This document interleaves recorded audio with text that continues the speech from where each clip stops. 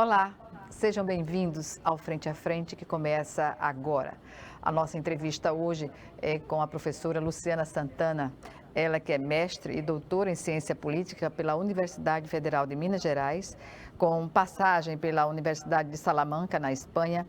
É professora da Universidade Federal de Alagoas, líder do grupo de pesquisa Instituições, Comportamento Político e Democracia e atualmente ocupa a secretaria executiva da ABCP, que é a Associação Brasileira de Ciência Política.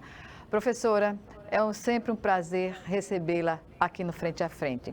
E eu inicio essa nossa entrevista de hoje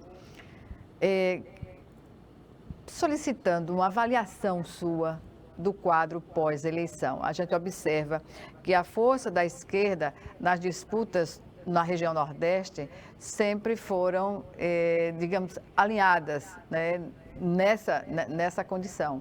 Só que foi determinante a região para a eleição do presidente Lula. O que se pode dizer, o que levou ao Nordeste a essa votação expressiva em relação a outras regiões do país? Gorete, eu queria agradecer o convite, mais uma vez estar aqui com vocês. E é sempre importante, né, a gente poder fazer esse balanço aí pós-eleições, né? Foi uma eleição, como a gente acompanhou, bastante tensa e acirrada do ponto de vista político, né, onde a emoção mobilizou o eleitorado em todo o país, né, e com uma dispersão, né, territorial, e também em termos de perfil de classe social e de gênero, né, com um alinhamento entre a preferência e entre as duas candidaturas que foram ao segundo turno, né? Do ponto de vista territorial, a gente nota efetivamente que a região Nordeste ela teve um peso, né, no resultado final, né, por concentrar uma preferência majoritária, né, dos eleitores nos estados que fazem parte da região em relação à candidatura do agora eleito presidente Lula, né? A gente sempre fica pensando, será que sempre foi assim, né, na região?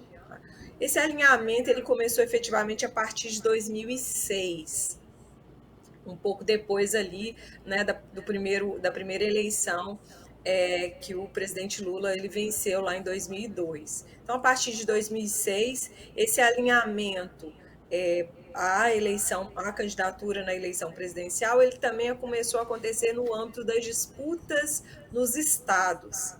E o ápice foi a eleição de 2018, em que os 9 estados da região Nordeste elegeram governadores ou do PT ou alinhados à candidatura do PT, né, nacionalmente, ali dentro do espectro ideológico da centro-esquerda.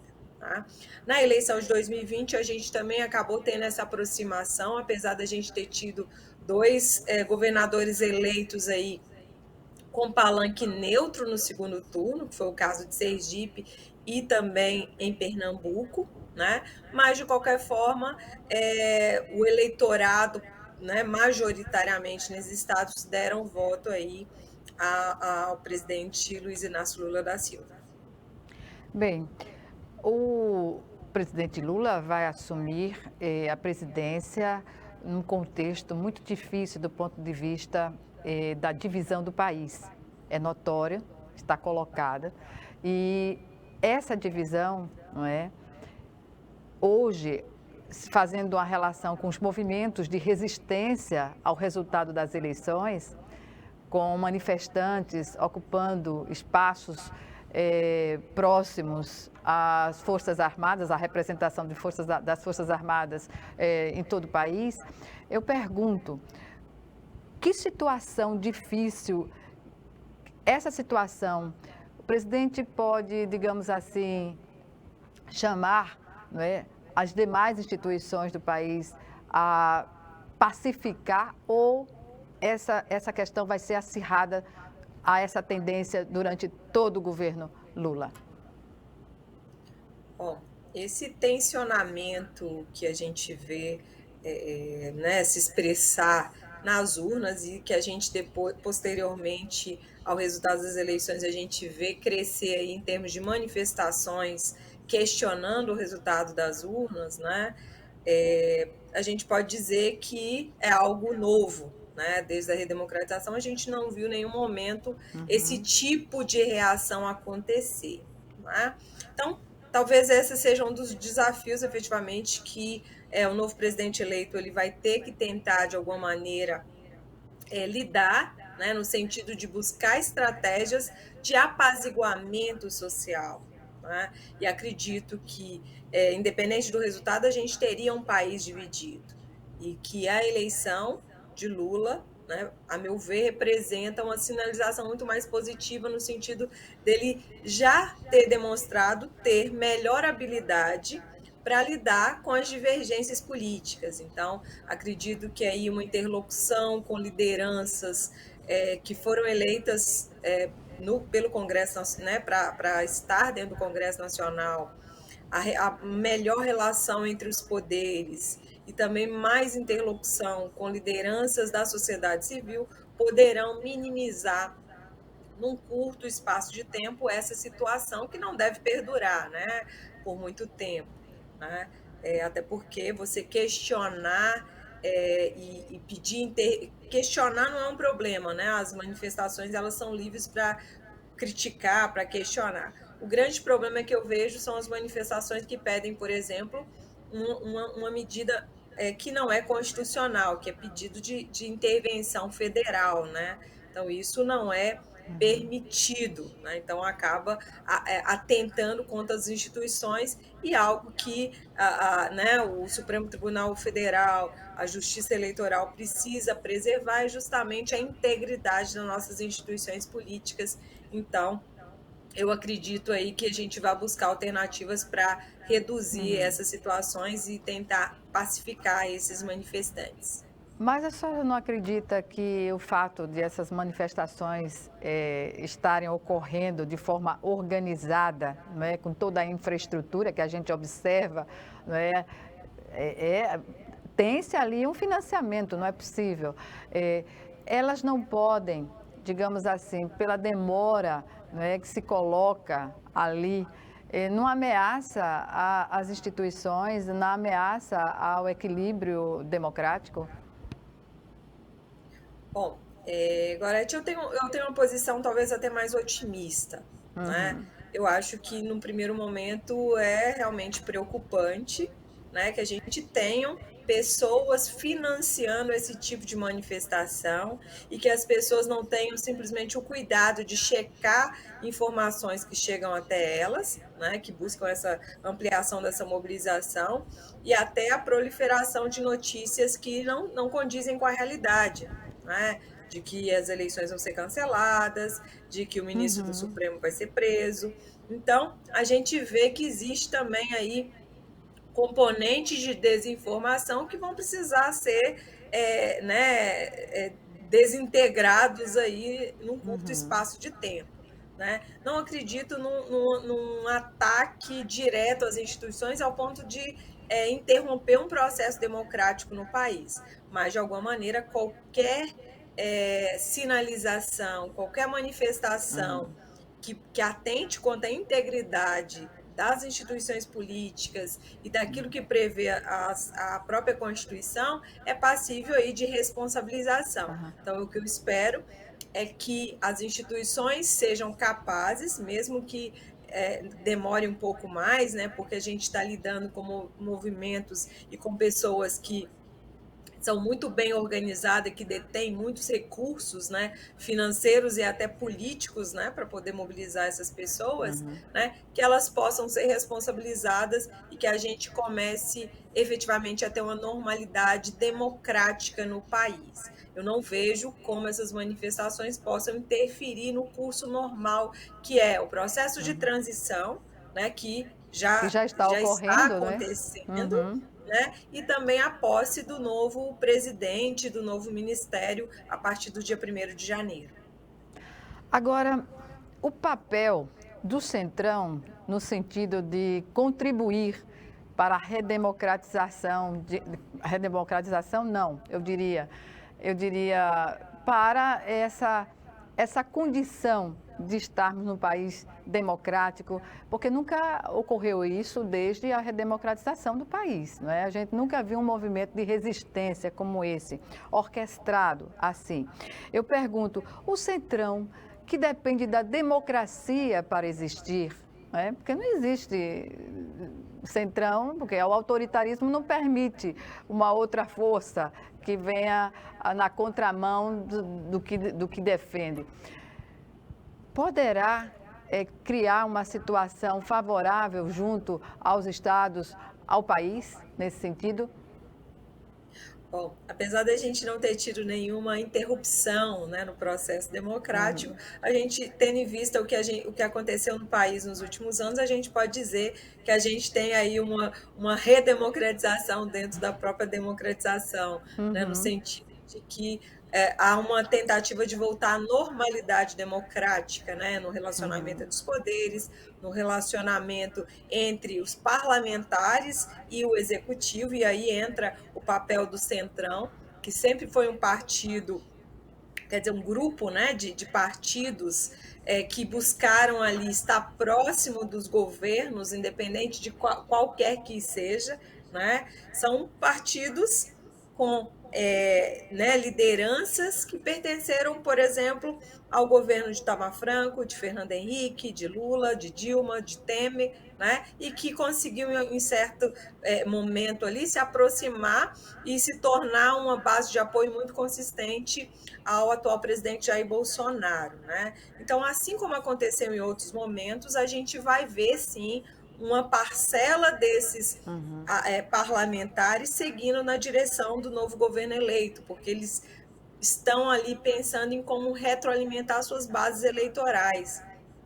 E isso só é possível se você está próximo ali, né, do poder, se ele tem condição de alguma maneira interferir também na definição do orçamento da União, né? Então acho que isso vai acontecer, talvez não seja tão automático como poderia se esperar que acontecesse, mas até a própria negociação que já vem sendo feita, as reuniões que vão sendo construídas entre o presidente da Câmara dos Deputados, Arthur Lira, que é o principal representante hoje desse centrão, né?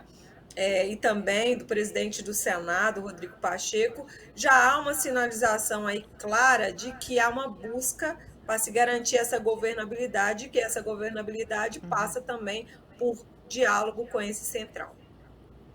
Pois bem, nós vamos chamar agora o nosso primeiro intervalo e já já estaremos de volta. Até já.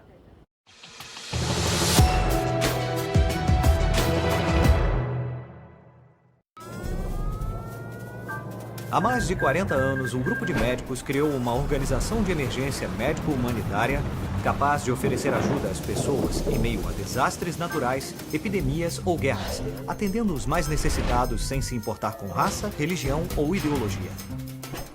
Hoje, Médicos Sem Fronteiras envia equipes totalmente preparadas para responder a emergências por todo o mundo. Nossos profissionais são financiados por pessoas como você e eu. Conheça-nos, participe, apoie, porque juntos chegamos mais longe.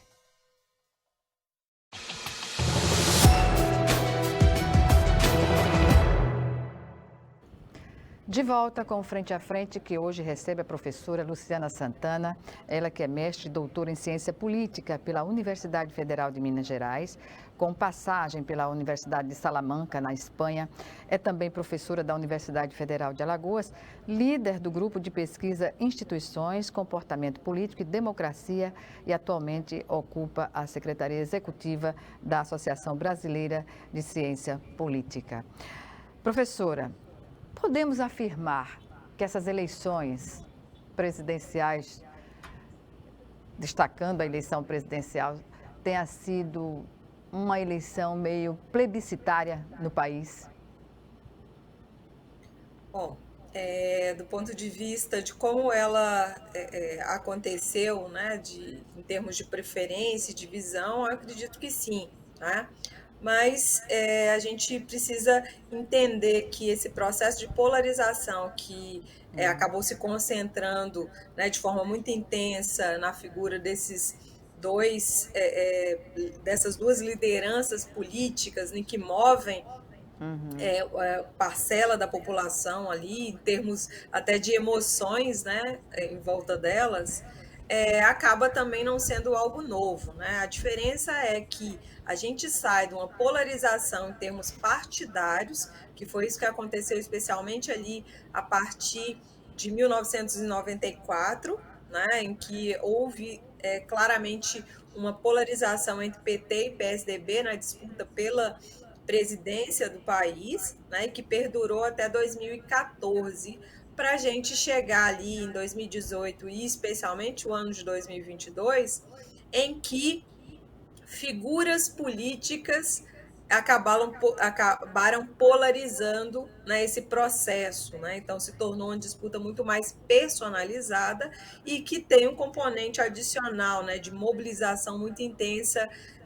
né, da população, né, de eleitores aí em torno delas. Política econômica, como a senhora vê nesse período de transição? Porque bastou, não, a eleição nem bem terminou e o dólar já estava caindo, né? Isso é digamos, um indicador de que a comunidade econômica internacional ficou mais tranquila, digamos assim.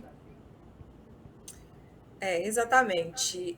Os 4 anos, né, de governo Bolsonaro foram de muito conflito, inclusive, né, que afetaram as relações internacionais do Brasil, né?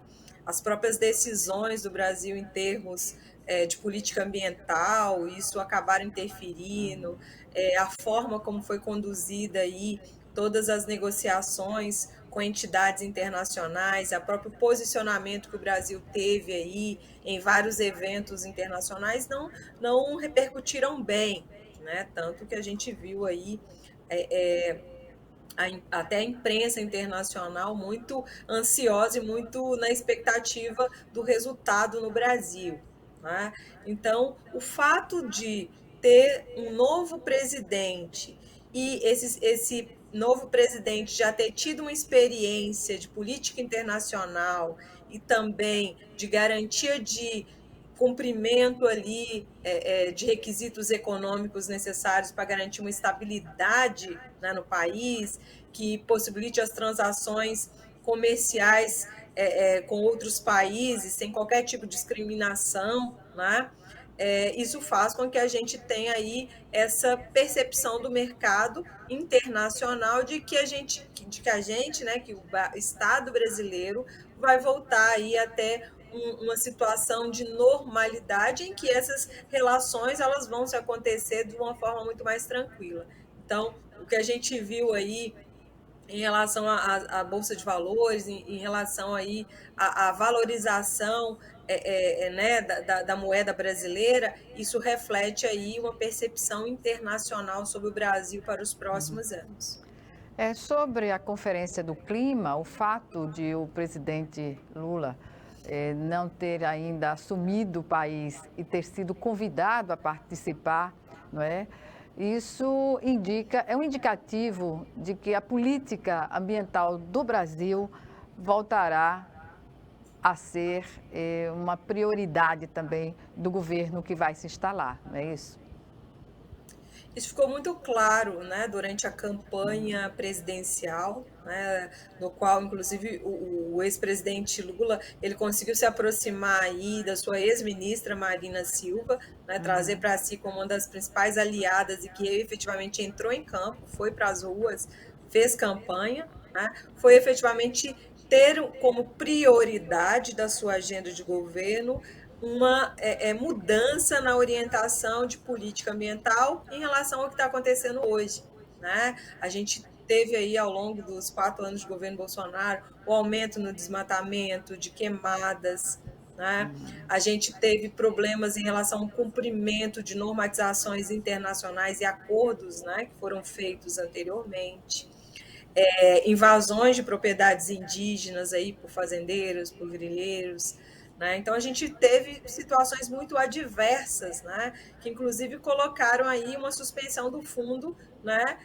Para a Amazônia, e que já houve uma sinalização de que, a partir de janeiro, esse fundo voltará a estar ativo para que a gente possa adotar medidas aí de preservação do meio ambiente no Brasil. Então, isso tudo faz com que haja hoje essa predisposição dos atores internacionais, de organismos internacionais de defesa do meio ambiente, né, que vão discutir as questões climáticas em todo o mundo e que tem aí, claro, um dos pontos mais ativos, né, a região amazônica do Brasil, né, é essa predisposição ao diálogo, né, e ao convite aí, aquele que efetivamente vai estar à frente da condução dessas políticas nos próximos 4 anos, né?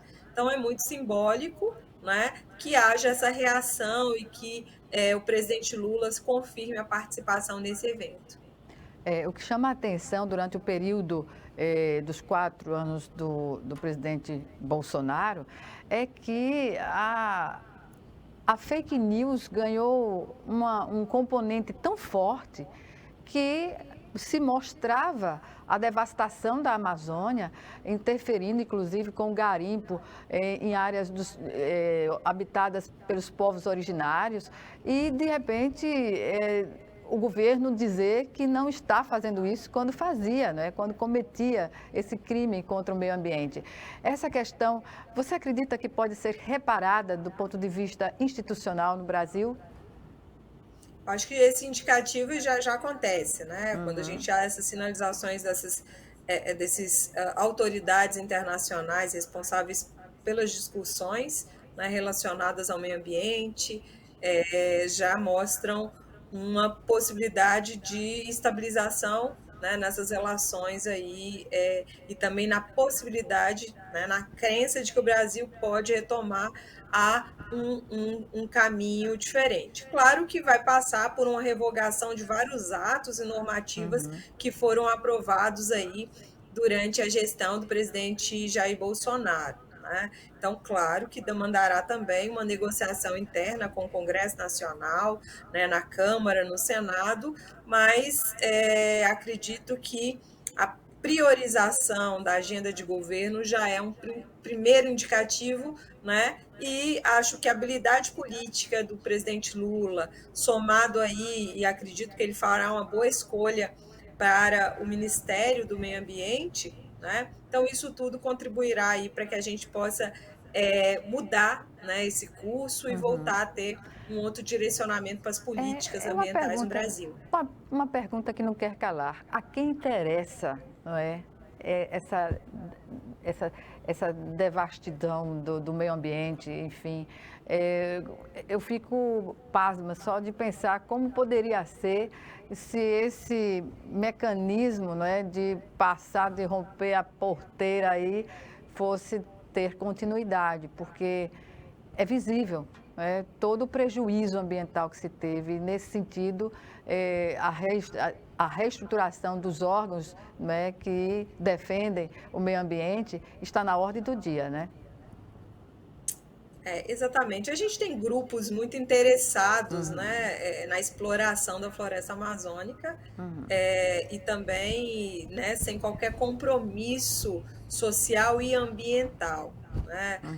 Isso é tão visível, né? A gente viu ontem um caso, né, nos últimos dias a gente viu casos, por exemplo, né, de ataques de grupos sociais, de pessoas ali na região do Pará, né, enfrentando forças da Polícia Rodoviária Federal, né? Então, a gente nota que é como se fosse uma área em que eles estão ali tendo lucros e que, para eles, momentaneamente, ali interessa, né, do ponto de vista do que eles estão recebendo, né, em termos de montantes, né?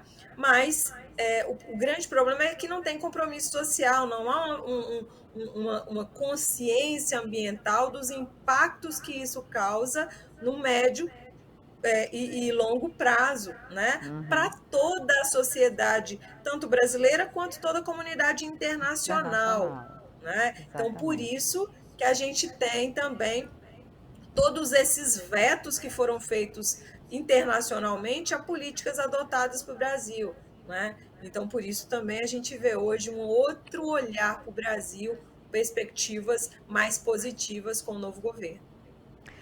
No campo social, o que se espera do próximo governo, na sua avaliação? O que mais hoje representa, digamos assim, um atraso no que poderia ser a política pública ideal nesse campo? Bom, a questão social no Brasil, eu acho que hoje talvez seja uma também das políticas mais emergenciais que demandam investimento, né, em termos de definição ali, né, de uma agenda. Por quê? Quando a gente olha para a saúde, para a educação, para a assistência social, e são 3 políticas importantes de Estado que estão previstas pela Constituição, que é obrigação do Estado brasileiro garantir a todas as pessoas, independente de quem quer que elas sejam, né? A gente percebe que houve aí um desmonte muito grande, né?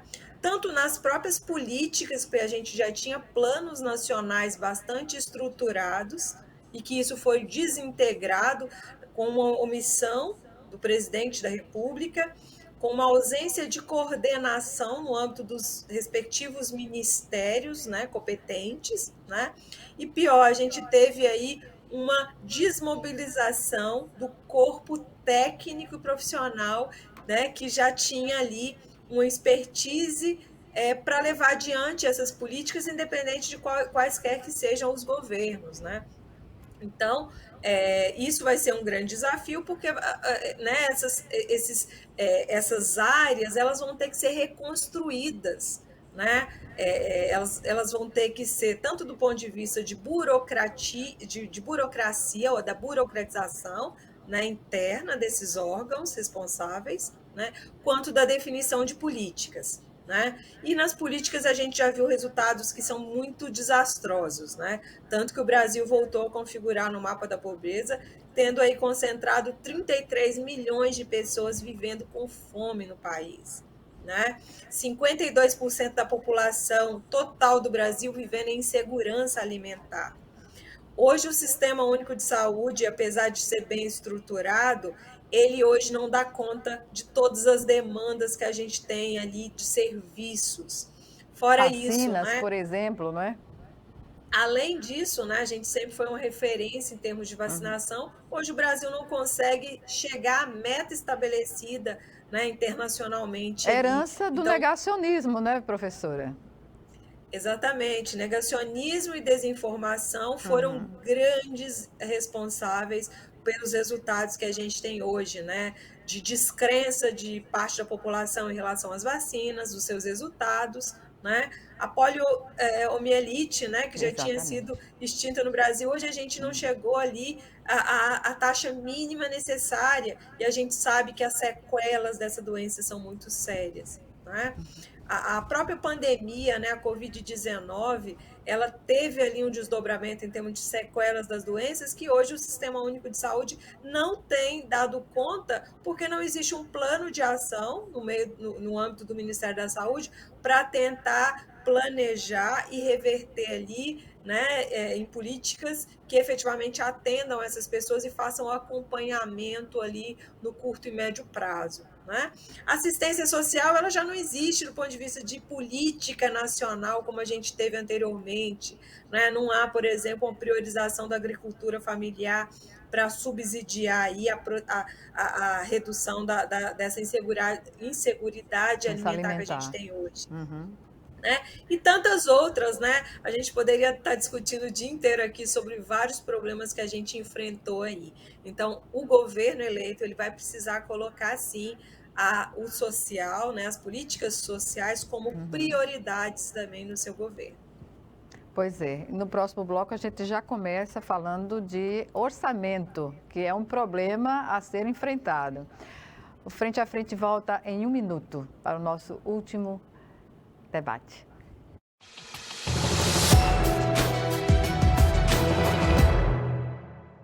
Se tem algo que precisamos ficar de olho, é na segurança das nossas crianças e adolescentes.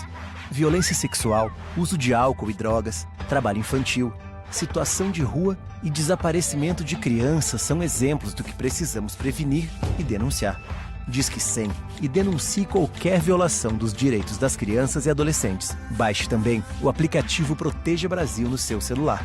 Respeitar, proteger, garantir. Todos juntos pelos direitos das crianças e adolescentes. Doar sangue é seguro e não dói. O Hemocentro de Alagoas utiliza a mais alta tecnologia para fazer a coleta de sangue. Para doar sangue, é necessário ter mais de 18 anos, pesar mais de 50 quilos e apresentar um documento de identificação com foto. O doador não pode ter contraído doenças como a hepatite, sífilis, AIDS e doença de Chagas. Mais informações é só ligar 3315 2106. O Hemocentro de Alagoas precisa de você.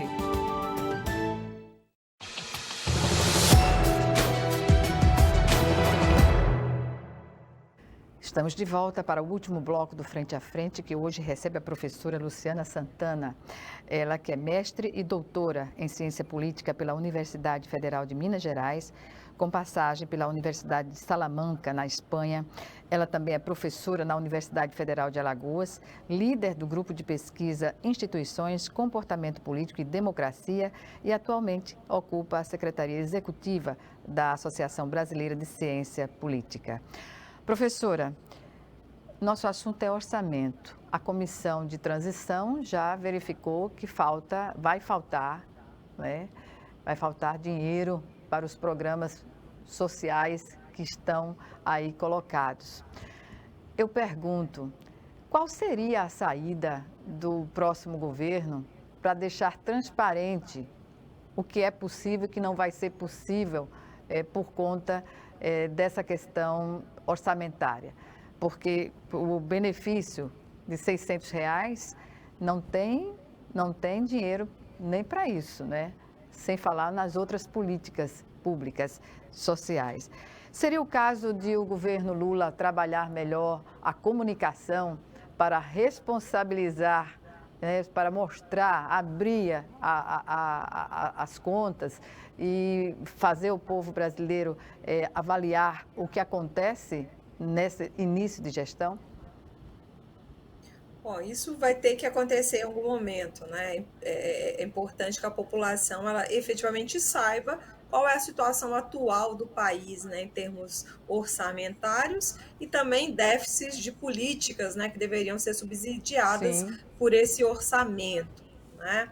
Então, o que eu vejo e a PEC da transição, acho que ela prevê isso claramente, que é tentar de alguma maneira garantir, né, uma proteção social às populações mais vulneráveis e com isso garantindo aí, né, a manutenção do auxílio, que deve voltar a chamar Bolsa Família, né? Uhum. A partir de janeiro, no valor de R$600, né? Ao mesmo tempo, né, garantindo aí uma discussão junto ao Poder Legislativo, né, de mudanças naquilo que a gente viu do orçamento secreto, né? O que ali pode ser revertido para priorização dessas políticas de Estado, né, que são prioridade. Porque vai ser muito desafiador, né? Você garantir justiça social no Brasil, ao mesmo tempo, a responsabilidade fiscal, né? Já que a gente teve a aprovação do teto de gastos aprovada ainda na gestão do ex-presidente Michel Temer, que está em vigor, né? E que não foi respeitada pelo presidente Jair Bolsonaro, né? Pelo contrário, o que a gente viu foi uma ausência de o uso exacerbado do orçamento, né? Inclusive para fins eleitorais, né? Sem qualquer tipo de transparência e responsabilidade com o uso desses recursos, né? Então, a população brasileira ela precisa ter acesso, né, a quem recebeu recursos do orçamento secreto, né? Como esse recurso foi gasto, ele efetivamente foi aplicado, foram políticas né, ou emendas que garantiu priorização aí de atendimento da população. Então, esse processo também vai precisar acontecer, né? Essa transparência é necessária em qualquer governo, né? E espero que o presidente Lula ele consiga efetivamente aí nos dar acesso, né, a esses dados e negociar junto ao Congresso Nacional, sensibilizando da importância que a população precisa ter em termos de comunicação e esclarecimento né, do que a gente tem hoje no país em termos de diagnóstico. Pois é, para um país dividido, a verdade tem que ser colocada em primeiro plano, não é? Sempre. E a transparência também. Eu pergunto, em relação ao protagonismo das mulheres nessas eleições, o que dizer?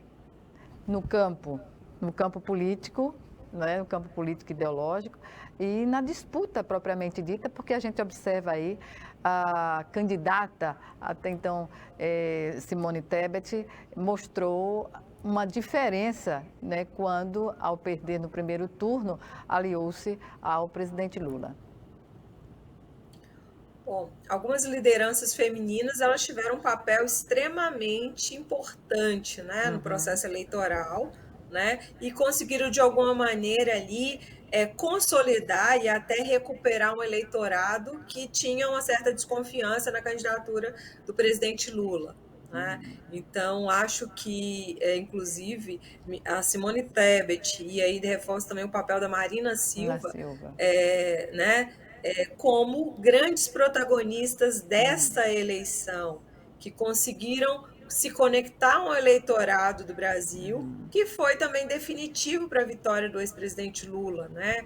Garantindo ali até uma priorização de algumas ações, inclusive foi a contrapartida feita pelo apoio, né, da Simone Tebet à candidatura de Lula, foi que ele incorporasse ao seu plano de governo algumas medidas ali que eu considero que muito alinhadas a todo o planejamento e toda a priorização já que a gente viu em outros governos do presidente Lula, né?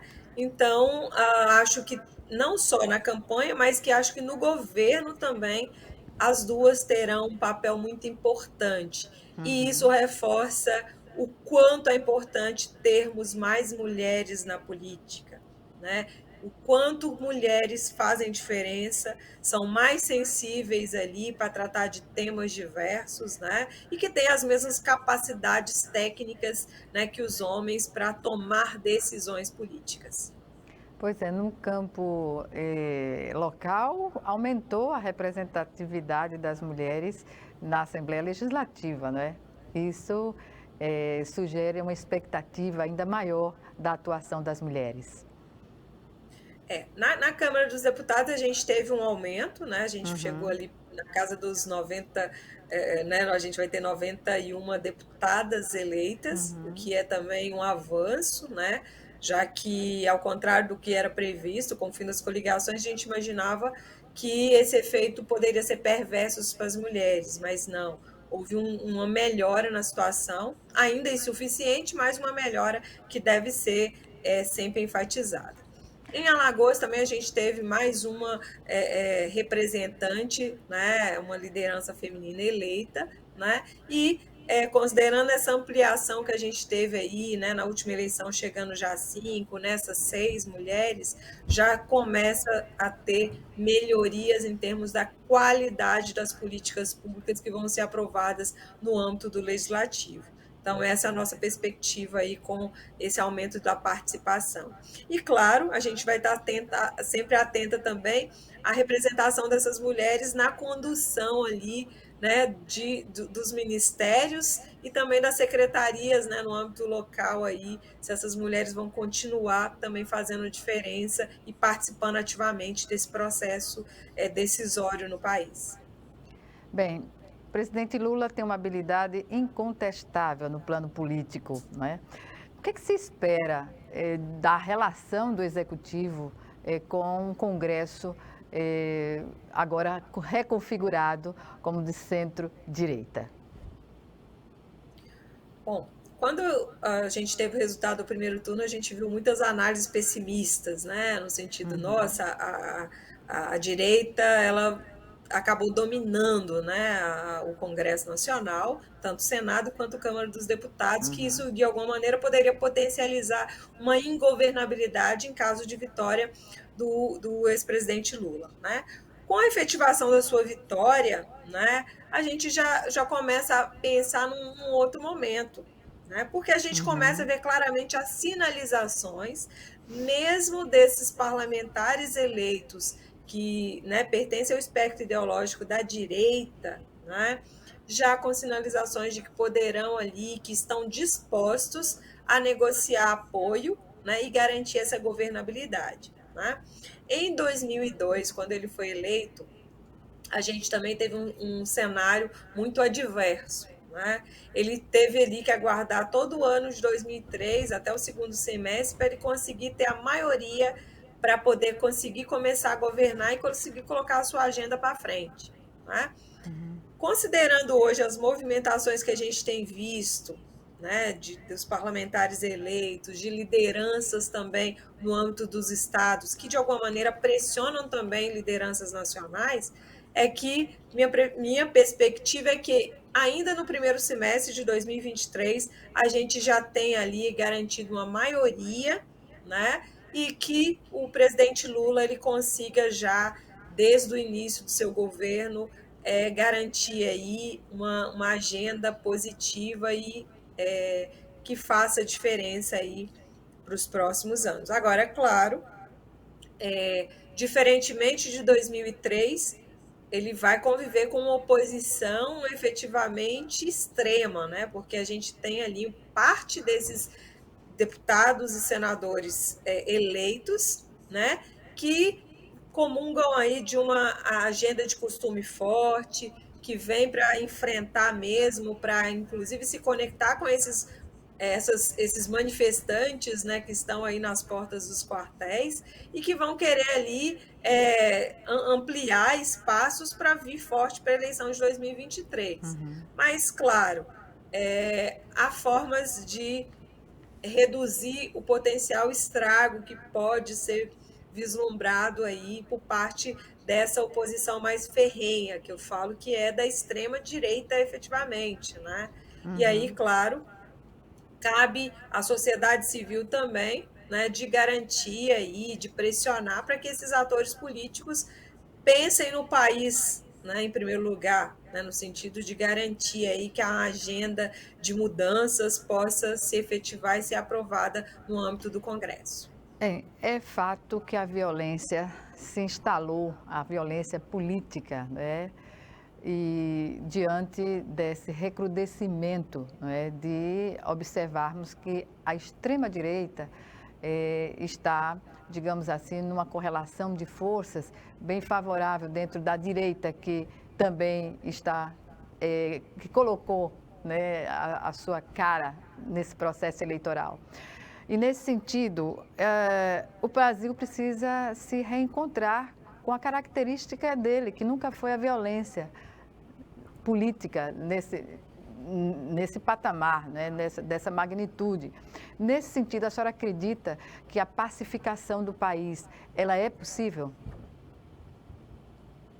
Bom, agora eu sou sempre muito otimista, né? E como eu já mencionei em outros momentos, a gente sabia que o Brasil sairia dividido das urnas, qualquer que seja o resultado, né?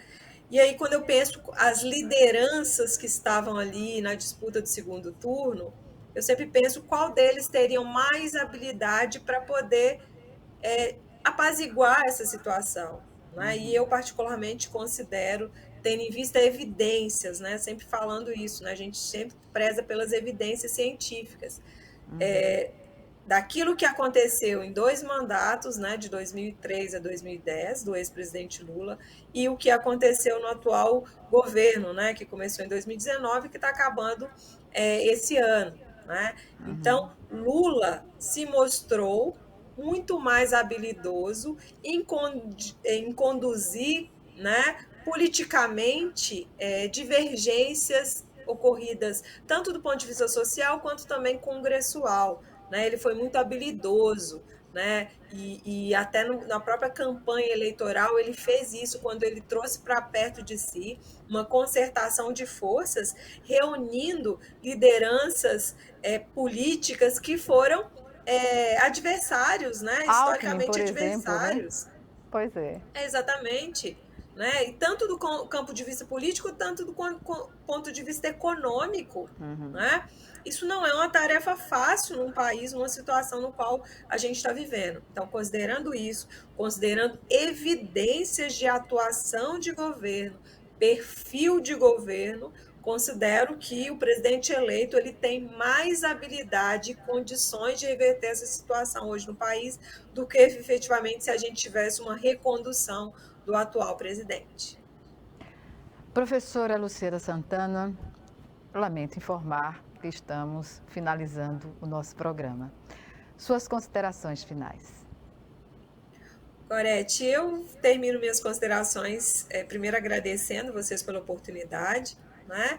E reforçando essa mensagem, né? A gente deve sempre pensar o que significa uma democracia, né? Democracia né? Aquele que vence governa, né? Aquele que perde tem o direito a fazer oposição, mas uma oposição responsável e que esteja em consonância com os princípios democráticos previstos pela Constituição.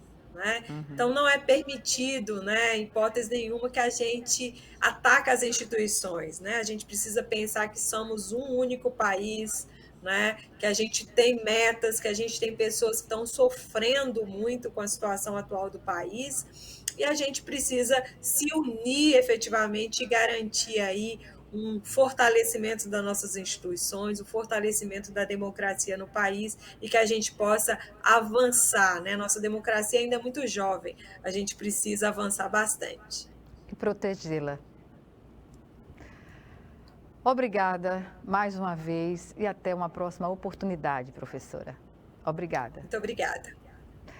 Obrigada a vocês também que estão nos assistindo e até o nosso próximo encontro, aqui, frente a frente, também com você.